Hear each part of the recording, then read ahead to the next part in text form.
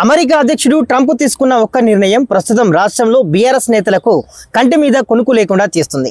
అసలు బీఆర్ఎస్ పార్టీకి తెలంగాణ రాజకీయాలకు ట్రంప్కి ఉన్న లింక్ ఏంటి?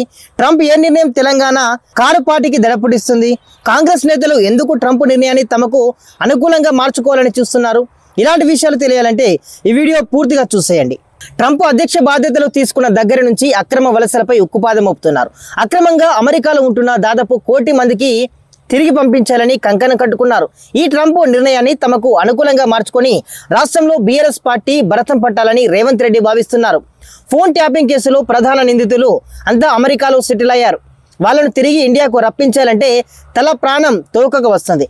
ఇదే టైంలో ట్రంప్ అక్రమంగా దేశంలో ఉన్న ఇలాంటి క్రైమ్ కేసులు విదేశాల్లో నమోదైన అలాంటి వాళ్ళను తిరిగి పంపిస్తామని ప్రకటించారు.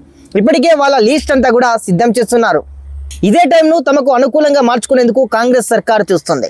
అమెరికాలో ఉంటున్న మాజీ ఎస్ఐబి చీఫ్ ప్రభాకర్ రావు, శ్రావణ్ రావులను తిరిగి హైదరాబాద్కి రప్పించాలని రేవంత్ రెడ్డి ప్లాన్ చేస్తున్నారు. ఇందుకోసం అధికారులు కసరత్తు మొదలుపెట్టారు. ఒకవేళ తెలంగాణ అభ్యర్థనను ట్రంప్ ఓకే చేస్తే ఇద్దరిని హైదరాబాద్కు తీసుకొచ్చి విచారణ మొదలు పెడతారు.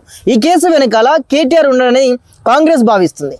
ఈ కేసుతో పాటు ఈ కార్ రేసును అద్దం పెట్టుకుని కేటీఆర్ను జైల్లో వేయాలని చూస్తుంది. అయితే ఇప్పటికే ఎమ్మెల్సీ కవిత లిక్కర్ కేసులో అరెస్టు అయి జైలుకు వెళ్ళి వచ్చారు. దాంతో బీజేపీ కవితని, కాంగ్రెస్ కేటీఆర్ను అడ్డం పెట్టుకొని భవిష్యత్తు రాజకీయాలు చేయాలని చూస్తున్నాయి. చూడాలి మరి ఈ ఫోన్ ట్యాపింగ్ కేసు ఇంకా ఎన్ని మలుపులు తిరుగుతుందో.